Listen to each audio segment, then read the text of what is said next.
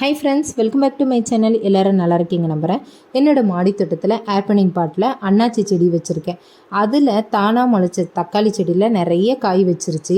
அதெல்லாம் தானாகவே பழுக்கட்டுன்றதுக்காக அப்படியே விட்டுருந்தேன். இன்றைக்கி நல்லா அழகாக பழுத்துருக்கு. அது எல்லாத்தையுமே பறிச்சுக்கலாம். ஒரு வேளைக்கு தேவையான குழம்புக்கு சூப்பராக அழகாக காய்ச்சிருக்குது. அப்புறம் சிகப்பு காராமணி விதை போட்டிருந்தேன். அழகாக படர்ந்து நல்லா பூ வச்சுருக்கு. பிஞ்சுமே 2-3 இறங்கியிருக்கு.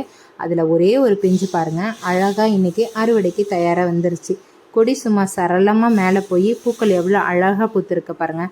பார்க்குறதுக்கே ஒரு கண்கொள்ளா காட்சி அல்ல. சும்மா பச்சை பச்சைன்னு கொடி போய் அப்புறம் நாட்டு பாகக்காய் ஒன்று காய்ச்சிருக்குது. அதை அப்படியே விட்டால் முத்தி போயிடும். அதனால் அதையுமே பறிச்சுக்கிறேன்.